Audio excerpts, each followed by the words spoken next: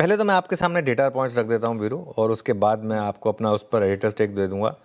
Equity inflow 8% बढ़कर आया है 25,965 crore per month on month. मेरे लिए सबसे इंपॉर्टेंट डेटा ये है।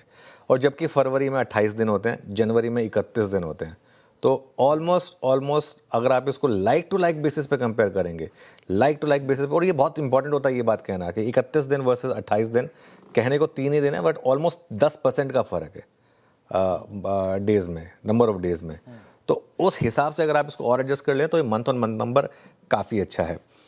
एसआईपी इनफ्लो कम हुआ है, 31,000 करोड़ से घटकर 29,845 पर आया है। एमपी ये कह रहा है कि इसका कारण जो नंबर ऑफ डेज कम हुआ है वो लॉजिकल है, मैं मान सकता हूँ उसको। एयूएम बढ़ा है ऑब्वियसली। लार्ज कैप का इनफ्लो 5.3% बढ़ा है 2,112 करोड़ पर, लेकिन मिड कैप का इनफ्लो 25% बढ़ा है। मेरे लिए ये नंबर बहुत इंपॉर्टेंट है।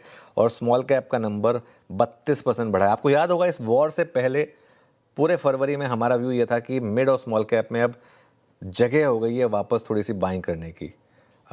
उसके बाद हालांकि वॉर हो गई, मीनवाइल मार्केट में वापस एक रैली आ रही है, ध्यान रखिएगा। तो ये एक इंपॉर्टेंट चीज़ है।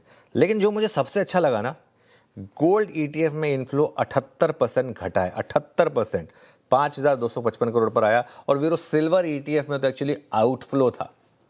याद होगा ये वही महीना है जिसके शुरुआत में सिल्वर ने almost I think 3.5 lakh 4 lakh का लेवल हिट किया था, और उसके बाद से कोलैप्स आया था यहाँ पर।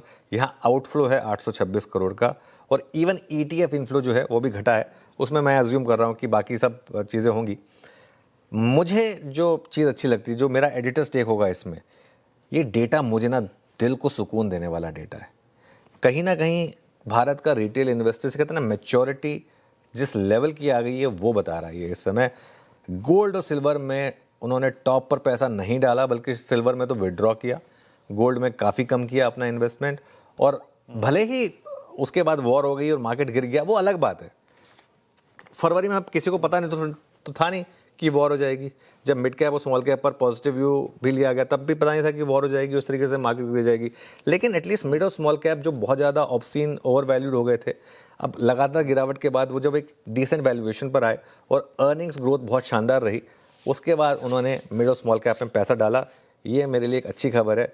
और मुझे हैरानी नहीं होगी अगर यहाँ से एएमसी स्टॉक्स री रेट हो जाए। वैसे आज अगर आप देखेंगे 3-4 एएमसी स्टॉक्स, चाहे आप आदित्य बिरला सन लाइफ एएमसी का स्टॉक देखें, चाहे आप कैनरा रोबेको म्यूचुअल फंड इसका स्टॉक देखें, चाहे आप निपॉन एएमसी का स्टॉक देखें, तीनों चारों स्टॉक्स जो हैं इस समय जो लिस्टेड स्टॉक्स हैं वो सारे के सारे काफ़ी अच्छे कर रहे हैं। कैनरा रोबेको भी है, वो भी दिखा दीजिएगा। तो ये क्लियरली आपको बता रहा है कि मार्केट में इस समय क्लियरली एक मैच्योरिटी है रिटेल इन्वेस्टर्स की तरफ से। चलिए